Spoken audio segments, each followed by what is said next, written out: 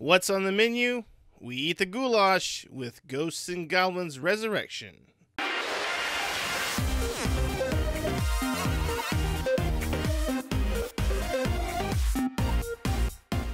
Ghosts and Goblins Resurrection is it's kind of a remake or a reimagining of the Ghosts and Goblins franchise. If you ever played Ghosts and Goblins, it came out on February 25th of 2021 on the Nintendo Switch.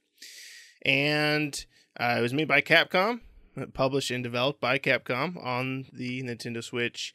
I don't suspect this game will come to any other platforms, but it'd be kind of nice to see them on something else besides the Switch, but the Switch is still cool. This, if you ever played Ghosts and Goblins, is a side-scrolling action game. You know, you do platforming, action, side-scrolling, 2D, kind of old school, back on Super Nintendo. This game originally started as an arcade game and then came to the Nintendo, Super Nintendo, and also the Genesis.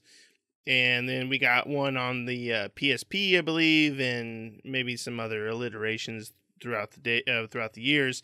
But this is the newest alliteration of the game, Ghosts and Goblins Resurrection, which I find extremely fun. But we'll see what the rest of the guys think.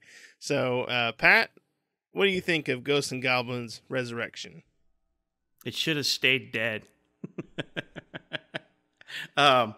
Nick just loves to torture us, I think. I'm going to tell you what, I struggled with this one really hard. I wanted to play it on, because the game has 4, 5 difficulties, and I wanted to play it on the default one, which was the middle, which I think was 4.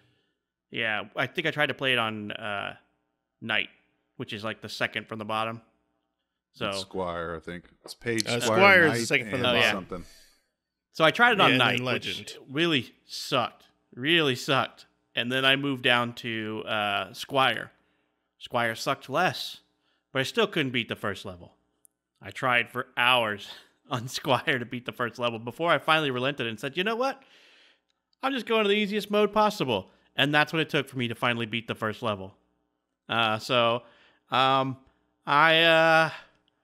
I needed to punch a cat, but not really. So I don't like this. Nick picked this one. It's the retro thing, and that's what Nick loves. So I mean, we all get to pick something that somebody doesn't like, and it's just one of those ones that Nick likes that I don't like. Shane, what did you think, man? I was a real man. I made it to the second level before I dropped it down to the easiest difficulty. Wow. I did. It took me about an hour and a half, but I did it. My kids learned a new language. It's called profanity. They took it to school. I have a meeting tomorrow. This game's hard. It is retro hard. It's truly a remake of the original. I hate this game, and I love the original. I just never remembered it being that hard. I've got the 1-up version back here, and it's fantastic. It's still extremely hard. I still haven't got past the 3rd level on it. I hate Nick every time he picks these games, but I also love it too. It's a hate-love relationship with the game, because I've gotten worse at these kinds of games as I've gotten older. Obviously, I'm a sissy because I like them a lot easier now. But it is what it is. What about you, Russ? No, sir. I didn't like it. I really don't know where to start with this. To let our listeners know, I actually printed out a picture of Nick's face at work, and I was going to bring it here and just kind of show you guys me punching him in the face because of this game. Now, I am being a little more dramatic than needed be, but it was definitely not... I am not the greatest gamer in the world. I'm not the worst gamer in the world. I can play a game like Ghost of Tsushima, and I can figure out gaming mechanics. I can play games like Anthem and put things together to where we're hitting combos.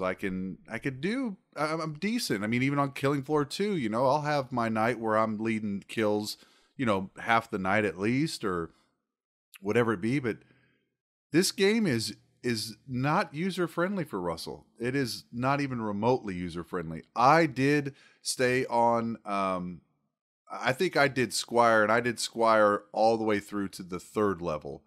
And I got to the end boss on the 3rd level, and I think I spent 45 minutes, and I could feel myself spending another 3. And I said, I can't do this anymore. I just can't do it anymore. I put it down.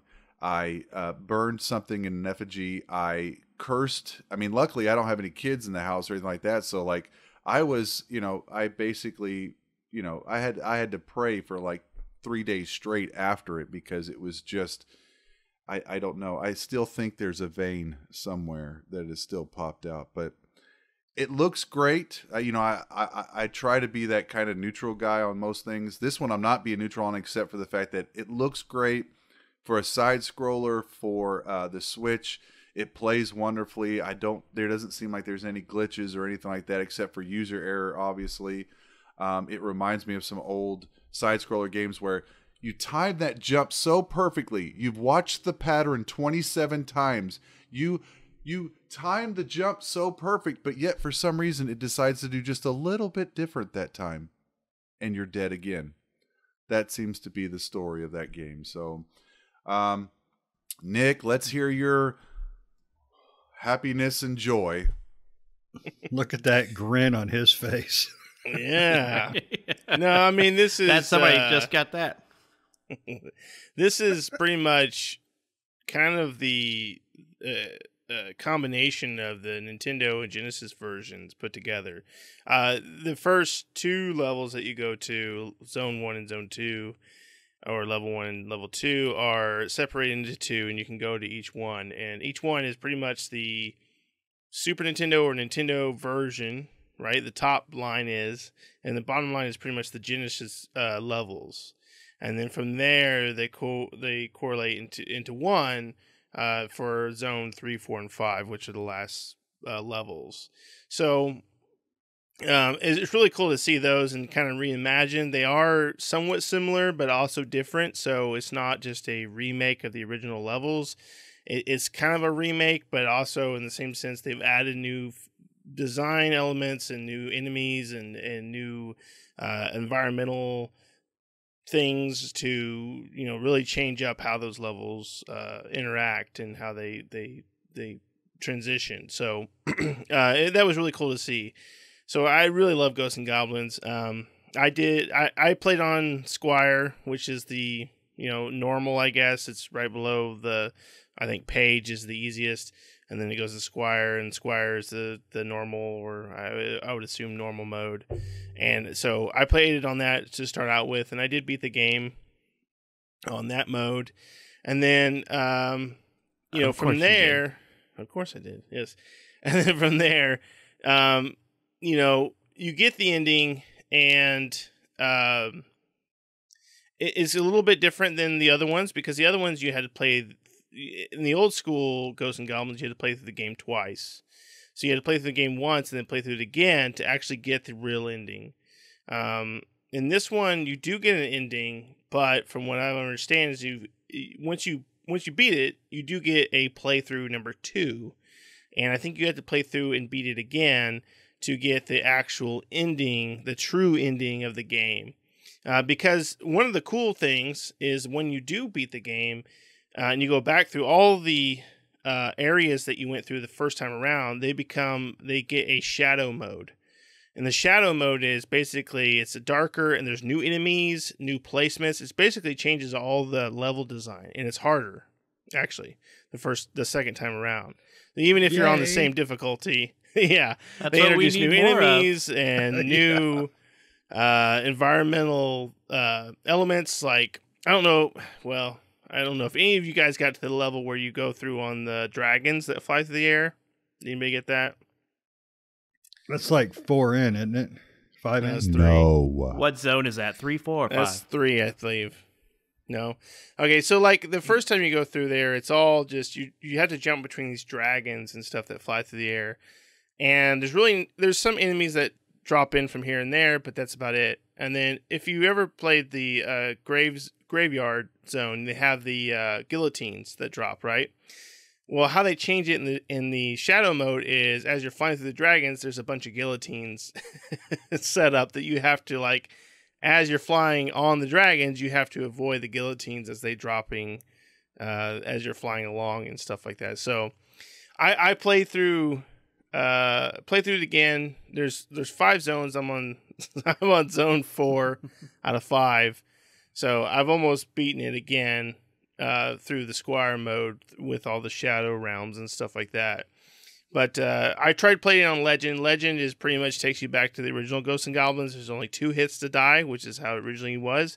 You had your armor on, you get hit, you go down to your boxers, and you get hit again, you're dead. With that one, I made it halfway through level 1, and that's as far as I've made it so far. I tried the zone. I tried the mode, the hard mode below Legend, which is Night, and I think I made it to zone 3, and that's as far as I've made it so far on that. So it is a difficult game, but I enjoy it a lot, and it's a lot of fun.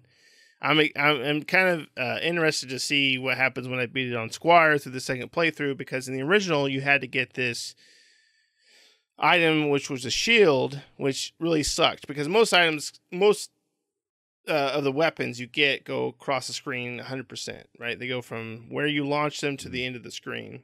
The shield only goes halfway, and it has really bad attack ability.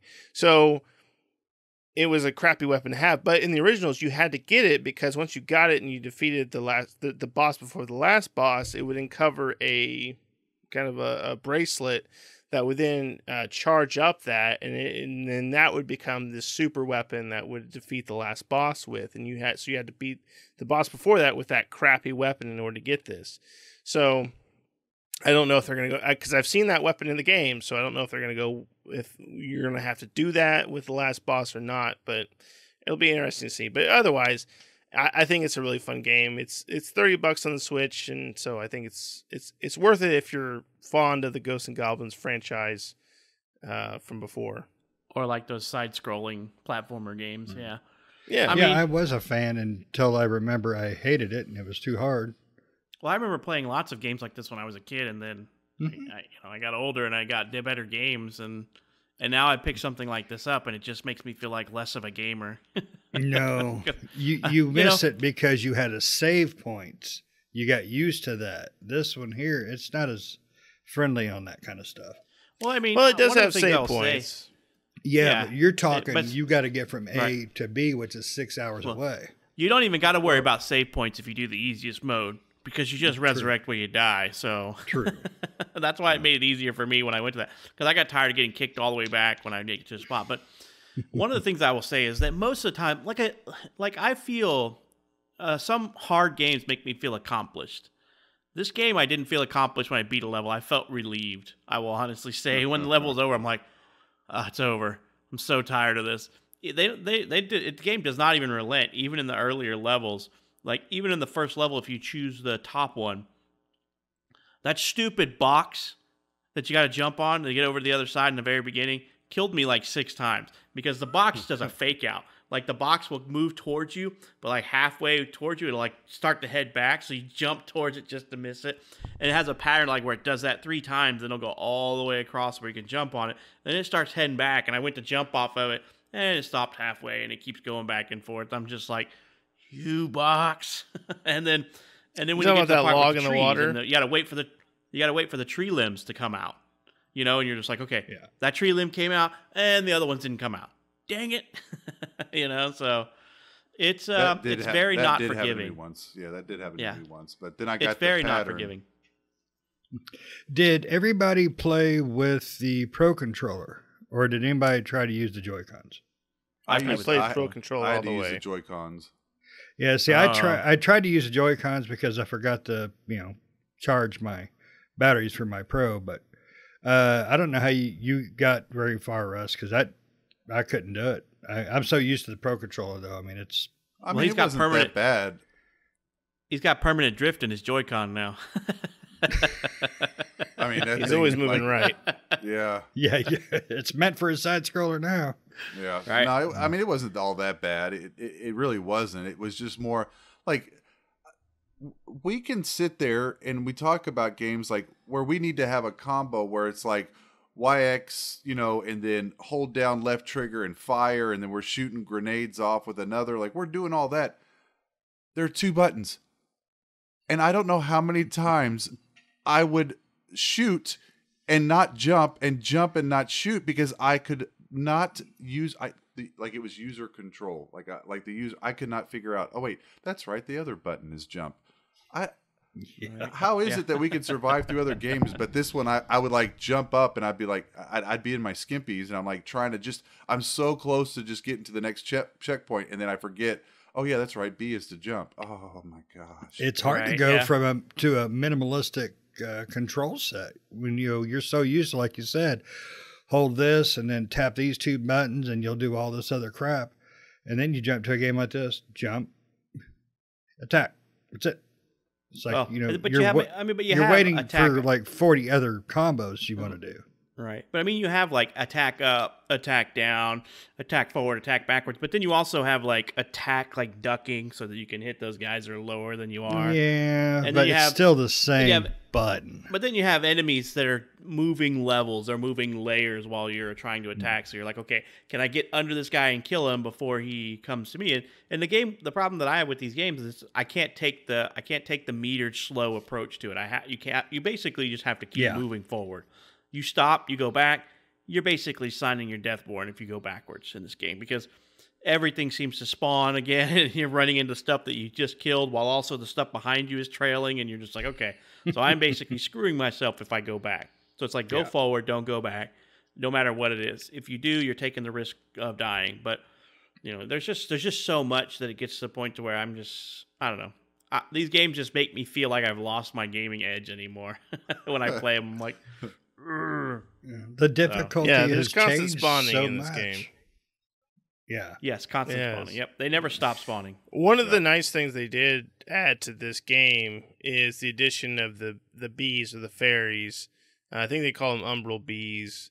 And then you have the umbral tree, which are the fairies that pop up and they dance along. You can collect them. And what they do is you can go to the umbral tree menu and you can add points to unlock different skills, like being able to shoot a thunderbolt or being able to turn into a rock. As you get higher up, there are some. There are some that really help you out.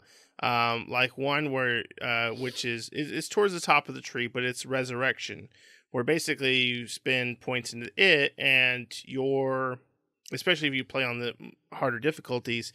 Arthur, which is the main protagonist, has a percentage of being able to resurrect after you die. So after you die, you might be able to just come back to life in armor and continue going. There's level 1 of that, and there's also level 2 of that. One of the ones I've used the most too, besides that one, was the doppelganger. The doppelganger ability, which is like halfway through up the tree. When you use it puts 2 Arthurs, so you can shoot like 2 projectiles at the same time because it's a mirror image of yourself shooting in the direction that you're pointing.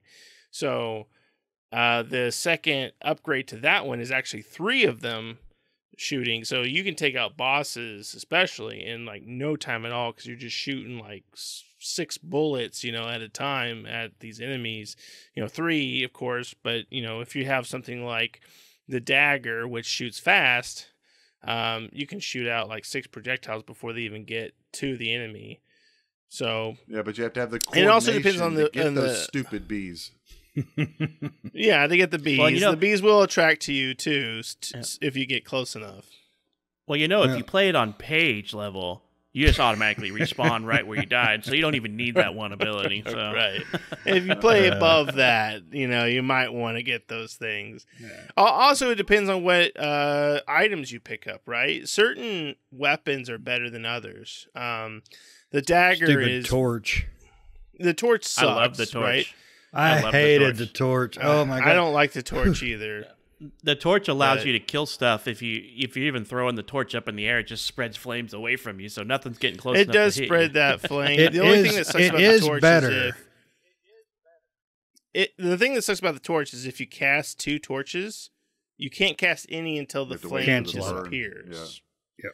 Yeah, and that's the thing that sucks about the torch. The what I use mainly the most is either the daggers, because the daggers, even though I don't think they do as much damage, you can shoot out like 5 daggers within the time they reach the opponent, because they're quick and you can shoot one right after the other. And the crossbow. The crossbow has that kind of arching effect like that. God, I hated but the crossbow does a lot of damage. And you can hit enemies in the air that are hard to reach with other weapons. So right, because you only have that linear attack path with everything but the torch. And with the most crossbow, everything else, right? Everything I did shoots not straight. Like that crossbow. Yeah. I did not. I just did not like it that much. I liked the dagger was definitely. I thought the dagger was the best because like especially on. Yeah, I think for it's sure. The second boss with the 3 tigers or whatever you want to call them, 3 flame tigers. Like, right. I mean, you could rip 2 of those guys apart pretty quickly to make them form into the one big one or whatever there pretty quickly. So that was helpful there. And I kind of like the disc. I don't know why I got kind of addicted to the disc. That was the kinda disc cool was to me. nice if you ducked and shot it because it trails Yep. along the ground. So that really comes in handy sometimes. You know, the disc back because they had the disc back on the old I think Genesis version, and the disc kind of sucked back then. But on this one, I would agree, Russ. I think the disc actually was a lot better than it used to be. So, you know, it wasn't a bad one. If I got the disc, I would be like, okay, that's fine. There were certain ones like the torch for me. It wasn't, and it's mainly because of that issue that I was talking about before with the torch. I do like the flame, but if you throw 2 torches and the flame is still up, you can't throw another torch until the flame dissipates. And sometimes I die just because I'm waiting for that flame to go away because I missed, or maybe the enemies died and there's enemies coming after me and I can't throw another one because I have to wait until that torch goes away to throw another torch out. Well, Interesting.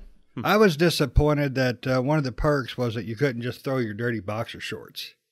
Because Right, you know, especially once I lose the knock armor, down into 'em. that's it.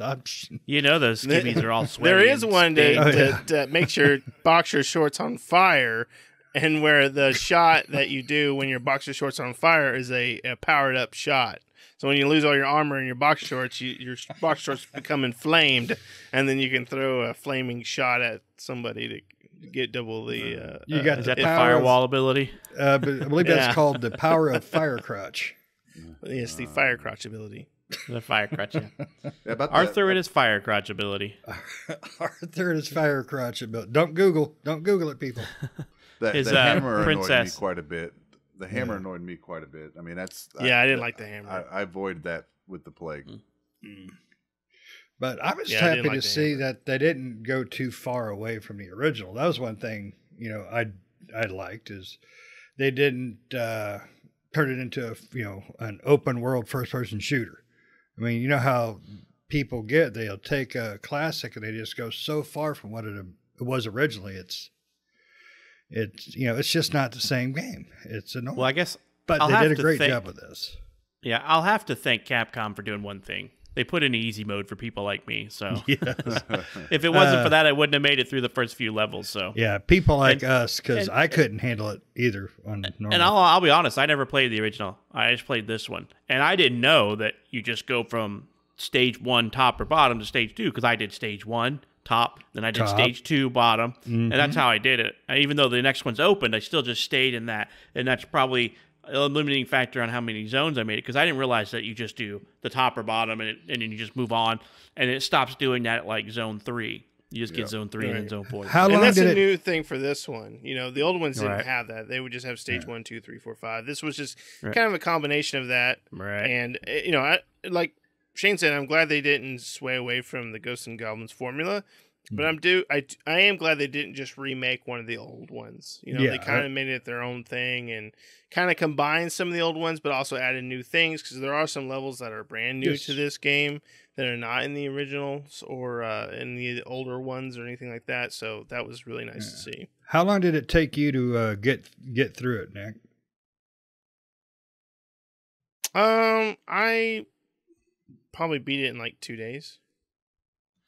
So you got That about was like what? 2 nights of playing. Do you know what average time it took you once you got the difficulty Yeah. you can get through? Do you remember the difficulty? Because I mean, you have to restart the game to change the difficulty. So Right. Playing on Squire and beating it the first time, it probably took me like 7 or 8 hours, you know. And now that I'm playing through the second time around, like I said, there's 5 zones. I'm on zone 4, and I did that in like 3 hours. So getting it through the first time, just learning the kind of the patterns and how the bosses are and how the stages are and stuff, I'm getting through it a lot quicker now. It's just kind of that learning period, you know, kind of learning how the stages are set up and how things are done, Right. basically. It's lucky that I bought the Pro Controller, and the Pro Controller was brand new to play with this, because if not, I might have damaged the Joy-Con trying to play this game. And I'm glad I played with my Switch docked because of that. He would have had some serious drift with that Switch. The Switch would have been twisted in half. Yeah. Been missing a Joy-Con when you were done. All right. It's been a long time since I sweated during a game, and I was sweating, man. Woo. Yeah. I mean, I don't know. I just feel like this game was more just, I was relieved when the end of the level came, not exactly feeling accomplished. I just felt relieved, I should say. I don't know how else to put it. It was one of those things where it was like you play and you're all tense and you're just like slumping in your chair. And you're like, all right, I finally did it. Oh, well, there's certain games. Yeah, there's certain games that drive you nuts. But when you do, like you're saying, you get that, woo, I did it. But there are games that just, they take that, woo, I did it away and turn it into, geez, I'm turning this thing off. For me, this game was that it was the opposite of that. It was like when I made it through a level, especially like on the higher difficulties and stuff, I felt a big feel of accomplishment. Like, oh my gosh, I got through that. You know, I've been having so much trouble in this area or whatever, and I finally got through that area, and it was it felt like a huge accomplishment, more than just like, you know, woo, it's over with, you know, type of thing. But that was me in general, you know, is the way I felt about it. Yeah. Right. Yeah. That's why I like that Cyber Ninja game. You know, it was hard as hell, but I did feel accomplished when I got through a level. Died 8,000 times, but I felt accomplishment. When I got through the cemetery level, you know, I didn't feel like I didn't accomplish it, but once I started the next level, it was just such an overbearing bastard that I had to go back and just restart before I broke something or someone. Right. Yep. I mean, I did that before I even made it out of the first level. So I dumped down to the easiest level because I went through 2 other previous levels and couldn't get past it. You know what? And I'm like, I guess I'm going to go to the kiddie level. Let me put on the kid gloves so I can try this game out and make it through a few levels. I was at that 3rd level, and I was at that close to getting to that final boss. I just couldn't do it. I could not start over. I was like, I'm done. I've got enough to review. I'm finished with this. I'm just going to talk crap about Nick the whole podcast. But I did have, you know, the new gentleman in the house did enjoy the game quite a bit, as he was on the entertainment center. Fighting with the monsters as we were playing, so he did do a little bit better than I did playing the game. So he didn't like he was too good at dodging. Yeah, he wasn't. He was going head first. He was watching my tactics, and just kind of followed that through. But definitely, man, it was I. Games like this, they can go, they're hit or miss for me. I mean, sometimes we get that nostalgic game and it's like really cool. Sometimes we pick up something like an old RPG or something that I can actually get a few hours in. But something like this is just, maybe it's the get off my lawn game for us guys, at least for us, Patrick and Shane. Maybe it's like, you know, just that moment for us where we're getting to the age where we're like, we just don't want to do this anymore. Like, get off my lawn, kids. Like, we just don't want to do it. This is one of those games that make you want to say, I wish Nick hated some video games, because I need to pick a game that Nick's just going to dislike. But the problem is Nick loves everything. I guess we could say, hey, let's go back and retry. Everything but Anthem. No, right? we should do a state of the game for Anthem. Yeah. Right. And we're going to go back to The Last of Us too, Nick. Yeah. Oh God. No. That would just be torture for all of us. But I don't know what we could play. Review of that. Right. I don't know what we could play that Nick just doesn't like, because he likes everything. So Anthem. What do you play? Anthem. but he would play it. It's Oh not yeah, like he'll he would play just the not hell play out it. of it. I would. Yeah, just whine every bit. All right. Yeah. Yeah, I might whine it the whole time, but I'll still play it. I mean, didn't he Right. finish G.I. Joe? Yes. I did. Nick beat G.I. Joe. I mean, what else can we do? I don't. I mean, what else could we ever do? I mean, maybe we just take his gaming console away from him for a week or something. I don't know. Nick would find some way to enjoy torture. Because that's all I can say about this game is torture. Nick would find some way to enjoy torture. Oh yeah, can you imagine him being captured in a war or something, being tortured? He'd be going, "Ooh, what's my safe word? I don't need it." I could see Nick enjoying this game. I could see Nick enjoying this game if he had to do it, even if he had to do it Bloodsport style, just dipping his hands in glue and glass. It'd be like the Hot Shots Part 2, where I put it in the gummy bears and sprinkles. The gummy bears, yeah.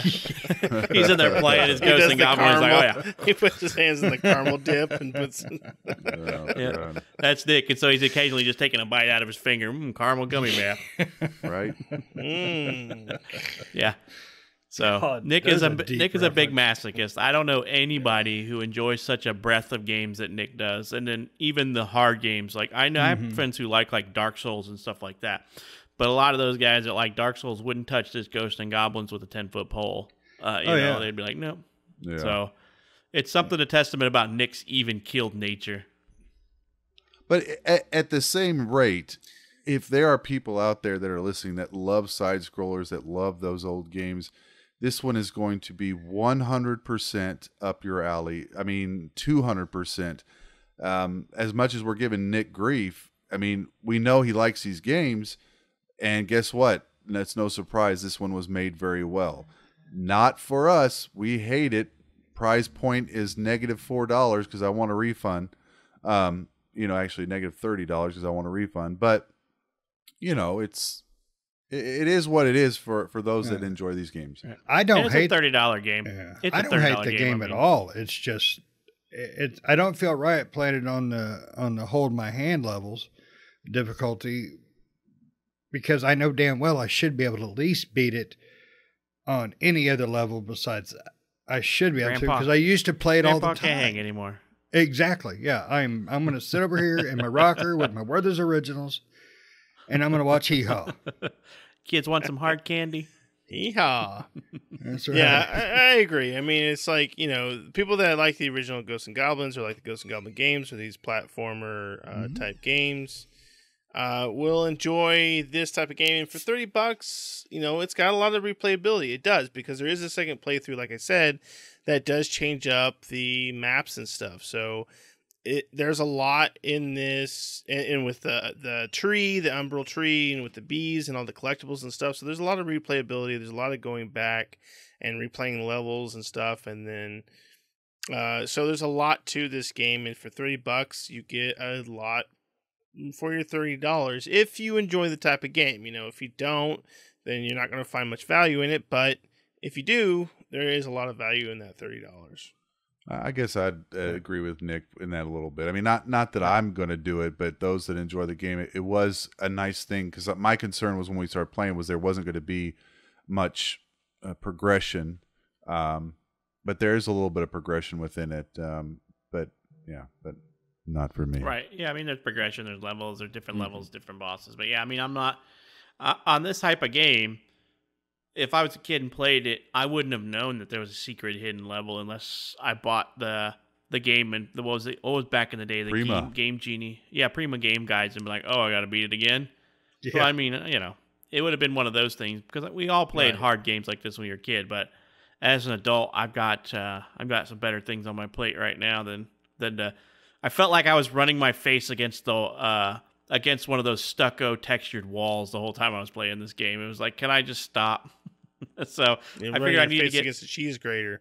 Yeah, exactly. I just felt like I was constantly smacking my head into the wall and be like, that guy just killed me and he killed me again. And I really felt like an idiot when that box in the first level killed me, like, I think it was 6 times. And I felt really like a crappy gamer after that, because I sat there and watched that box go back and forth like 3 or 4 times. And I'm like, okay, so it does this little pause thing. Killed me every time until I just finally came back to it on easy mode. And I'm like, all right, die, resurrect on the box, and then jump over. So it's a difficult game, and if you like difficult games like that, and you got the patience for pattern memorization, then this game is for you. It's just that plain and simple. You like side-scrolling shooters style games, running gunners. This is for you. It's just that simple. It's not really. If it wasn't for the podcast, I wouldn't have got this one. So I probably would have got it and then regretted it without the podcast. Been like, oh man, classic. This is my childhood. Pop it in. Damn, I suck. That was my first thought was I suck. There's nothing like being a gamer all your life, and then when you're in your 30s and 40s, realizing that you really aren't a gamer because of this game. But it does go to show you that Nintendo did make some of the hardest games back in the day.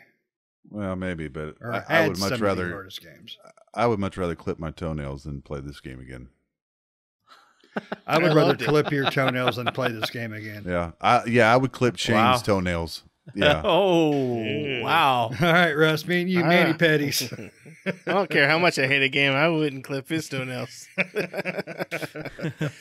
I love this game. So, of course, you already can tell that I do. So I would have bought it and loved it, and I do love it. So I'm glad I bought it. And then Nick would have been the masochist friend that he is and told everybody what a great game it is, so they buy it and then curse his name. Yes. Oh, yeah. And he's sitting there laughing. Them bastards are at the store. They're getting it. They don't know what they're getting into. As soon as the last game review was over, he was laughing all the way while we were signing off going, these guys don't know what they're in for. I knew what type of game it was. You did. I knew people wouldn't like it. But, you never know. You might like it. You never know. I mean, there has been some surprises. Surprises happen. So, yeah. This one was no surprise. So I had to play this game. I had to play like an hour to 2 hours of this game and then just go play like an hour of Valheim so I could like cleanse my eyeballs and feel like I accomplished something. So basically what I did was I tried to play a game and then I had to go play with my Legos because I just wasn't good enough. Well, don't feel bad, Pat, because I put in Ghosts for a little bit and went through about 4 or 5 missions. I was like, okay, I do know how to press buttons. Yeah, because it's buttons. This game's super simple. Like I said, 2 buttons, and either use the D-pad or you use the joystick. So I mean, it uses a total of 3 different buttons: the joystick, the D-pad, or the joystick or D-pad, or the 2 buttons for attack and then jump. Nick, did you use the D-pad? Yes. I knew you would. I tried. I couldn't use get the feel for it. Mm-mm. Yeah, me neither. That's hilarious. Well. Cool. Well, Nick, you got any other things you want to say about this one? No. If you have a Switch, pick it up, especially if you like these types of games. If you agree with the rest of the guys and you don't like these types of games, I recommend probably not picking it up. If you're a masochist like Nick, you'll love it. Yep. Spend $30 1 out of 4 to get non-doctors. your nails set. 1 out of 4 non-doctors recommend this game. Yeah, that's right. So it's got to be good. All right. All right, guys. Well, we hope you enjoyed this episode and hope to catch you in the next one. And if you got some ideas on some games you'd like us to cover or topics, drop us a line. We'll see you later.